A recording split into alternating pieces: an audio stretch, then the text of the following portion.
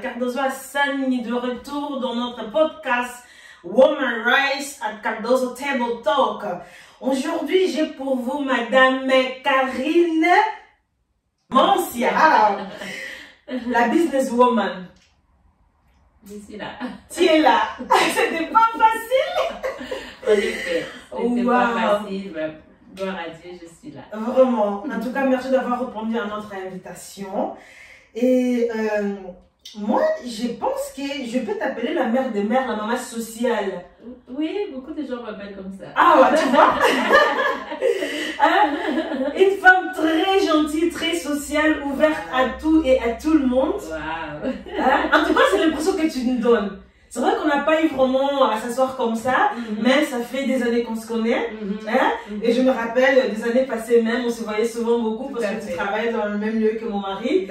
Et aujourd'hui, Madame Mancia a décidé de rentrer au Congo. Waouh! Mère épouse, chrétienne, il faut vraiment souligner ça.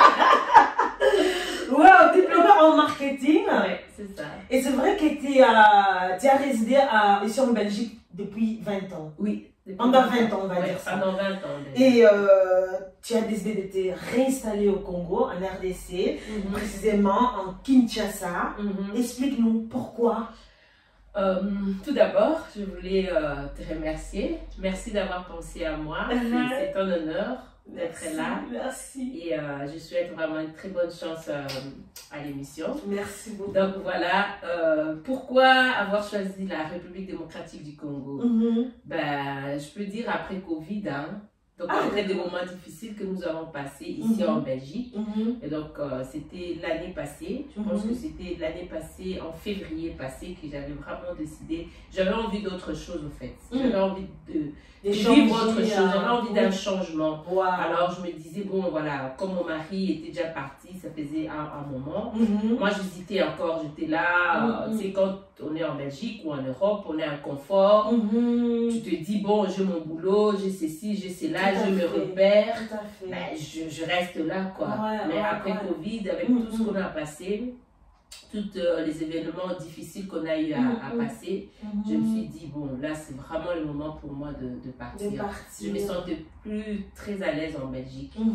Donc, c'est la raison pour laquelle j'avais décidé de partir comme ça, de rentrer au pays. Et quelle est la raison, en fait, pourquoi tu te sentais plus à l'aise? C'est plus parce que la vie a été changée après, pendant la pandémie, ou en fait, qu'est-ce qui a poussé vraiment que tu t'es dit, mais non, c'est plus pour moi ici? Ouais.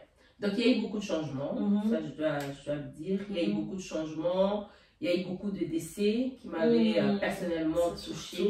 J'ai perdu beaucoup de gens et je me sentais plus à l'aise au fait en Belgique. Je me sentais plus à l'aise. J'avais envie, même si ce n'était pas le Congo, même ailleurs, hein, je me disais j'ai envie de vivre autre chose, ailleurs, quelque part, que ce soit en Angola, que ce soit en Tanzanie, peu importe. Donc ce qui fait que j'ai commencé à postuler même ailleurs. Donc j'ai regardé les offres d'emploi ailleurs. Donc moi, pour moi, c'était je pouvais vivre à n'importe où, sauf en Europe. Ah d'accord. Donc vraiment l'Europe. Vraiment plus l'Europe. Je voulais vivre en Afrique, n'importe où. Et puis après, j'ai eu une opportunité au Congo et ben j'ai sauté dessus. Donc tu as créé aussi ta société Le Saveur de Mancia depuis 2017. En Belgique et maintenant au Congo. Comment et pourquoi... Ah non, pardon. C'est que je voulais savoir. Quelle est la différence d'abord d'avoir un business en Europe et en Afrique, disons au Congo? La différence est énorme parce que je pense qu'en Belgique, on a quand même beaucoup de taxes à payer. En Belgique, il y a beaucoup de taxes de l'État à payer, il y a des TVA qui est quand même plus élevé. Par contre, au Congo, on n'a pas tout ça. Au Congo, on n'a pas tout ça. Ben, tu viens, tu crées ta société. Et ben, il faut faire des documents. Comme moi, je fais sortir les documents et tout. Tu payes des taxes, mais c'est pas comme en Belgique. Sauf qu'en Belgique, ils sont très à cheval sur les indépendants. C'est exagéré un peu. Donc, c'est la raison pour laquelle je l'avais déjà commencé ici. J'ai essayé. Déjà, pour les documents, c'était difficile. Donc, je me battais comme ça. Mais quand je suis allée au Congo, je trouvais que ça allait beaucoup mieux qu'ici. Est-ce qu'on peut dire qu'au Congo, tu es aussi assez pas mal de choses, vu que tu viens de l'Europe et tout. C'est facile de se réinstaller, de commencer un business? Pas du tout. Ce n'est pas du tout facile. Il faut dire que le Congo, c'est quand même un pays qui se développe au fur et à mesure. Il y a beaucoup de restaurants, il y a beaucoup de concurrents, si je peux le dire comme ça. Donc, ce n'était pas du tout facile, mais je dis, quand on a des ambitions, quand on sait ce qu'on veut, on avance, on ne recule pas. Donc, ce qui fait que ce que je faisais, ce que je fais maintenant actuellement, c'est quand même différent de ce que les autres font. Donc, il faut juste savoir se distinguer, se démarquer des autres. C'est comme ça qu'on gagne des marchés. Et donc, moi, je proposais un service un peu plus que les autres. Et donc, je pense que c'est la raison qui fait que les gens viennent chez nous que chez les autres. Ok, d'accord. Et du coup, quand on doit penser à saveur de Mancia, c'est quoi précisément? Qu'est-ce que vous faites? Ok. Voilà, c'est une très bonne question. Les saveurs de Mancia, c'est un service événementiel. C'est-à-dire que les clients nous contactent pour leurs événements du début à la fin. C'est-à-dire que quand vous appelez les saveurs de Mancia, je donne un exemple. Ah oui, voilà, vous me dites votre projet. Moi, je veux me marier, je vais à un anniversaire, je sais ci, je sais là. Et alors, à partir de ce moment-là, on commence à concevoir vos rêves. Nous, ce qu'on fait, on fait de vos rêves la réalité. Il y a une cliente qui va m'appeler, ah, je veux me marier. Ok, donnez-moi les thèmes de votre mariage. Est-ce que je cherche une salle pour vous? Est-ce que je... Donc, on commence vraiment de event planner.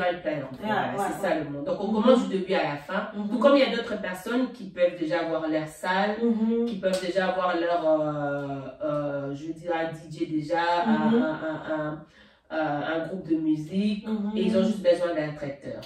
Ça, on fait aussi. On fait de after work, on fait de... After work party. Voilà.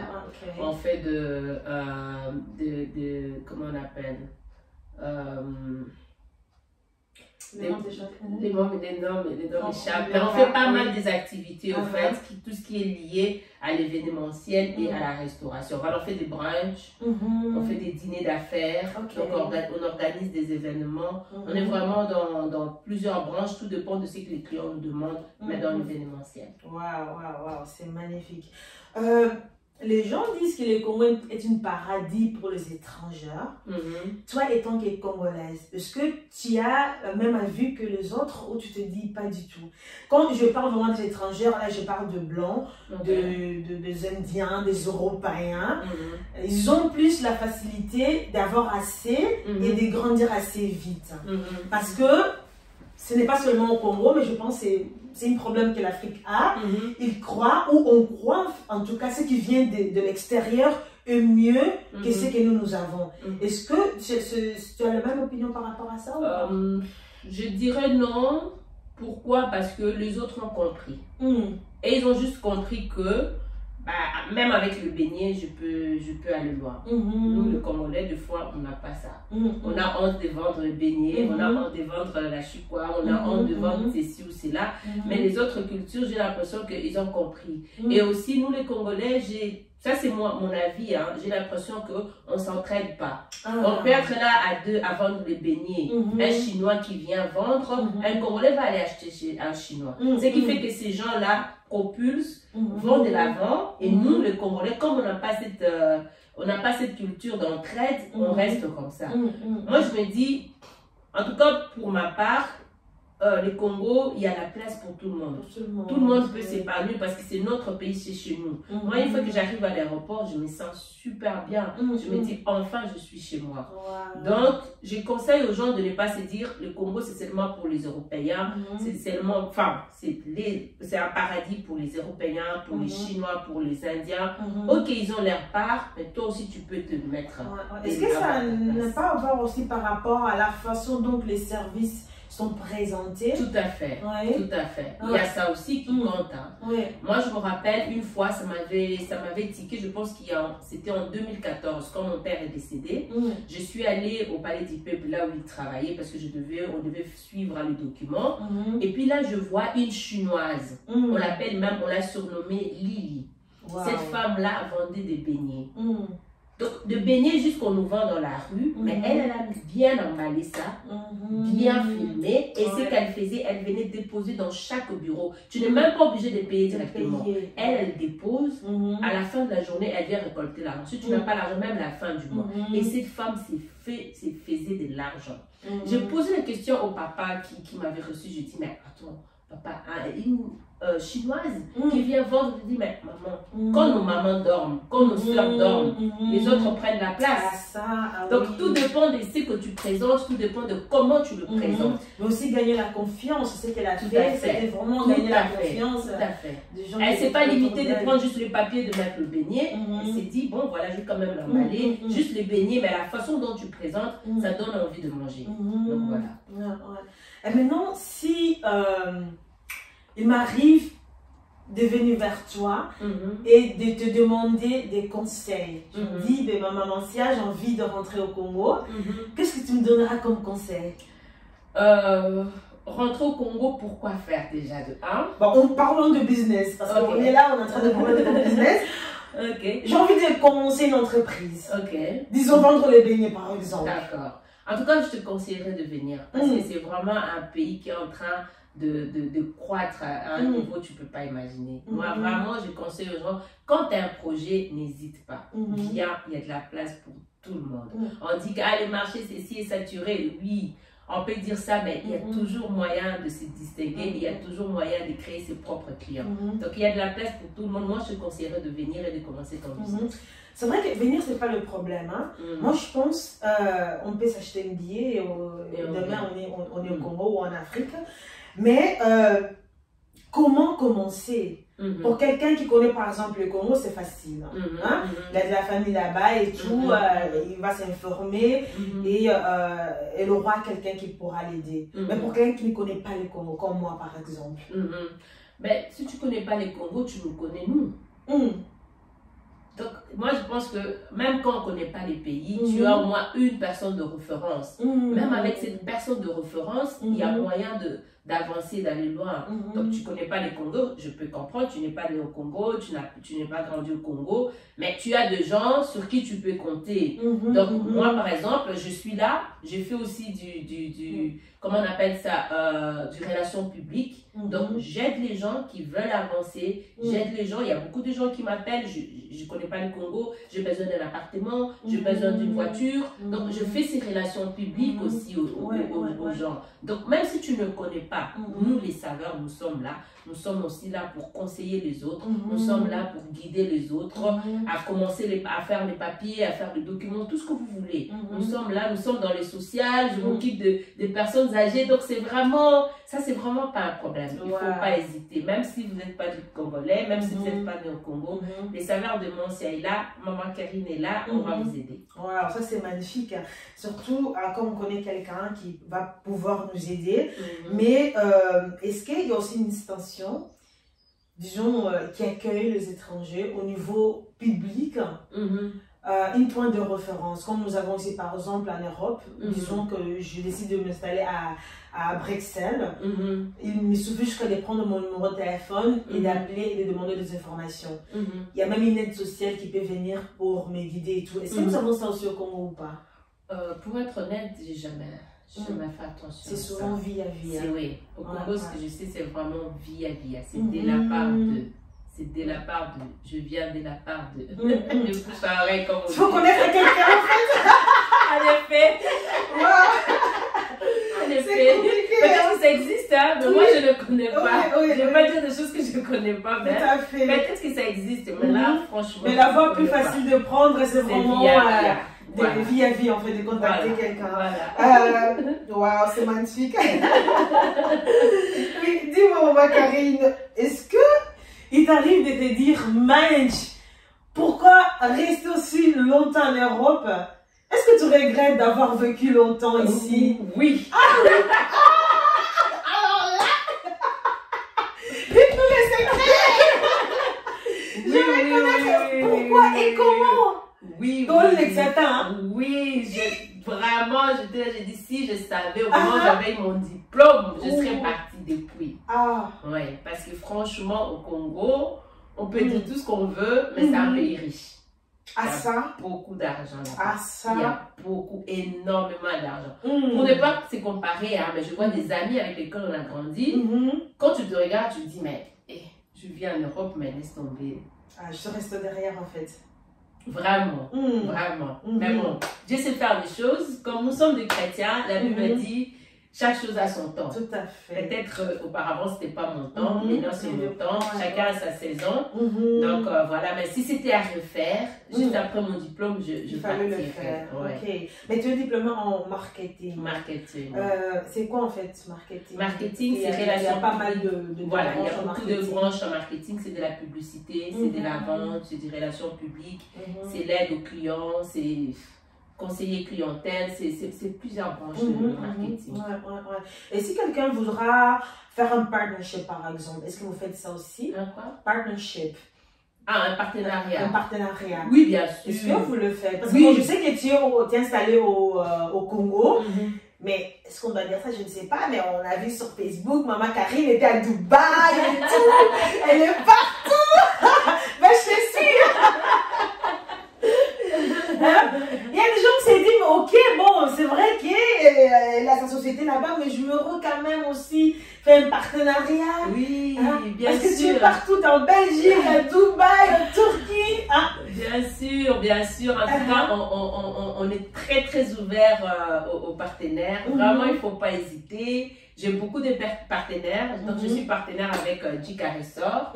Jika Ressort, c'est une société de Paris qui est installée en Belgique, qui vend des terrains pour la diaspora, en fait. Donc, ils veulent créer juste une concession rien que pour la diaspora. Donc, nous sommes partenaires de Jika Ressort. Quand les gens viennent pour aller visiter, c'est nous qui donnons à manger.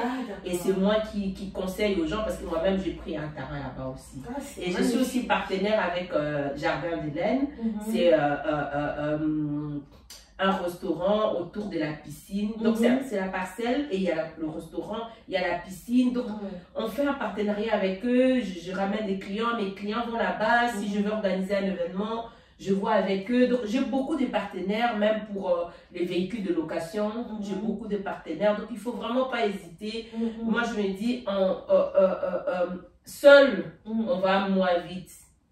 Ensemble, on va plus loin. Un peu plus loin, ça c'est vrai. Donc, il ne faut vraiment pas hésiter. Tous ensemble, on va faire de grandes choses. Comme on dit en lingala, il s'appelle que ce qu'on a Donc, venez tous ensemble, on va faire de grandes choses. Ok. Bon, tout le monde peut mal lingala, parce que bon. Oh, Coca.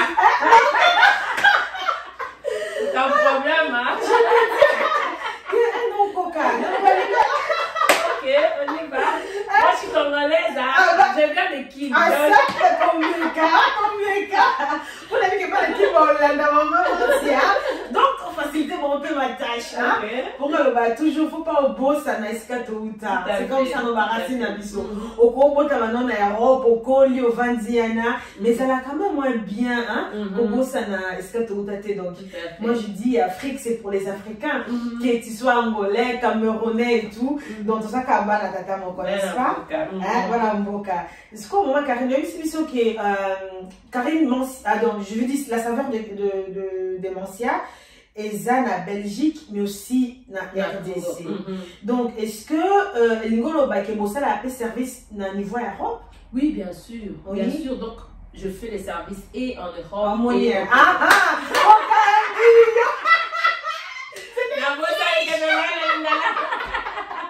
Oui, tout ça là, la Belgique. Il n'a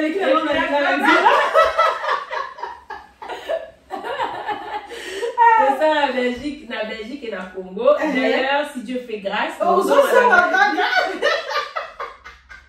dans Bossani. Et on peut vraiment. Si on a masungi na juin awa, nous avons une manifestation moko. Il y a ici les salariés à Kulamba. Donc, en juin, tu as une manifestation moko ya African Professionnel. Les structures moko ya africain. Toute l'Afrique réunie pour pour l'entraide. Poto Sungana. Donc, nous avons fêté 3 ans là. Dans la plateforme, entrepreneur pour se connaître en fait. Voilà, tout à fait. C'est ça. Et donc, si tout va bien, en tout cas, d'ici là, le 25 juin, nous allons ce soir parce qu'on a un peu dans là-bas. Waouh, c'est magnifique. Mais est-ce qu'on se bat tu vas en contact dans les saveurs de Mansia? Comment est-ce que Bakoku ko contacter les gens à Facebook? Est-ce que vous avez un site Moko? Bien sûr, nous sommes tous vraiment très accessibles. Donc, vous hésitez, tous à Facebook, tous à Instagram. Tous à WhatsApp, donc numéro la plus sur WhatsApp est à 085 97 38 132. Donc ils ont numéro en plus 243.